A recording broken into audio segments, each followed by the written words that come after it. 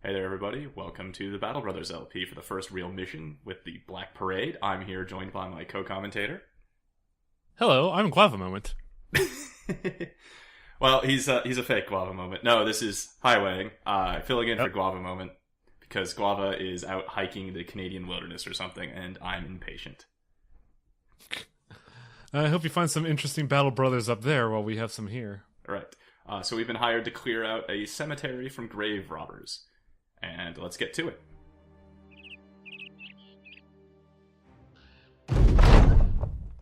So here we are with our grave robbers. There's 7 of them and 8 of us. At least I've picked up some decent equipment since the start. So we're probably actually better off than they are. Doesn't look like any of them have shields, one guy with a buckler. And you kinda have a height advantage. A little bit, yeah. At least for the crossbowman, Mr. Yar here. Starts off with a nice shot, piercing that guy's ribs. I could retreat to higher ground, but 1 hex or 1 Z level of height advantage is as good as multiple Z levels of height advantage for archers. It just gives them more range. I stepped out here hoping to catch the southern couple of thugs in that little valley and fight them with a height advantage. I didn't expect them to move so fast and be able to surround like that. So, what was that? Wow Cow is a little surrounded. Whoa. Whoa Cow.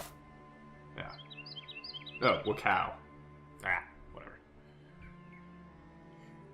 I'm so glad Hardgay showed up in the first draft of RNG names. Nice. Now, this is bad. He's surrounded by 3 people. He's already panicking just from being surrounded. A big thing is that most weapons take 4 AP to use, so you can move 2 steps over good terrain and still get a swing in. Unfortunately, Hardgay had to take 3, so I won't get an attack on that axeman just yet. Also, it's good to plan hexes ahead, because if at all possible, make the enemy come to you, and only let them get 1 attack, if any, and then you hit them back for 2. It's a good way to open up.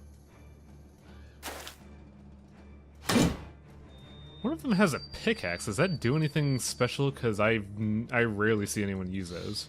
Most weapons have a primary and a secondary function. Like the spears, they'll thrust for just a stab attack, and then their other ability that's most commonly used is the spear wall, where anybody that comes next to them will get poked and be forced out of the hex. Pickaxes belong to a class of weapons whose secondary attack is to destroy armor. And that wasn't who I was aiming at, but good shot. He crushed his windpipe. Ow. I don't think it's crushed so much as lacerate. Yeah. So pickaxes are really good against armored people. We don't really have a whole lot of armor for that to be an issue. Likewise, I don't like enemies with flails. Flails ignore the bonuses granted by shields, and their secondary attack is to aim for the head explicitly. Normally you have a chance of hitting the head, about 25%. If you connect with the flail attack, it just hits the head, guaranteed. Yeah, that is it. The death yell. Oh, the audio in this game is so great. Somebody already posted, I think it was Frankomatic posted, I hope everybody dies a horrific, gurgling death because the audio is so good in this.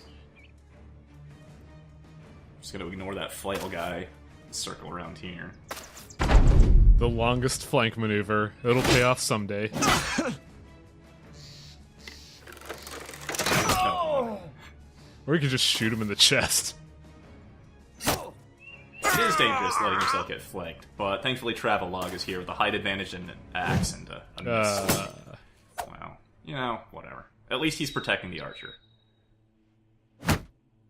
Lockout here. I'm just going to put his shield up, because he might get wailed on by a bunch of guys. But he lands a hit on the bandit with the axe and makes him break. So the little white flag indicates his morale. He is fleeing, so I don't even need to worry about him. He no longer controls space. I can walk around him. It doesn't matter.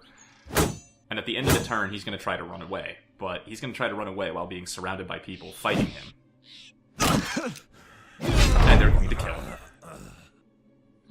It's kind of like, I think D&D's attacks of opportunity mechanic. If you try to move past somebody who's adjacent to you, and they're still in the fight and not fleeing, they'll take a swing at you.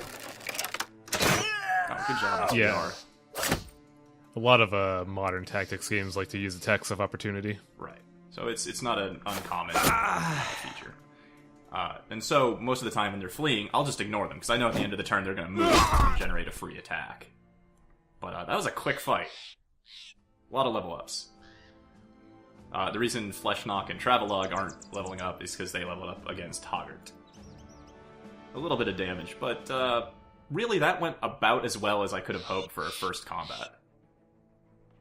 Go for it. I was gonna say, that's very, no risk. Well, a little bit of risk. But yeah, that was a good start to the campaign. So, thanks for being my replacement, Guava. Sure. At the very least, you won't find me on a mountain. And, thank you everybody for watching. We'll see you back in the thread. Alright, adios.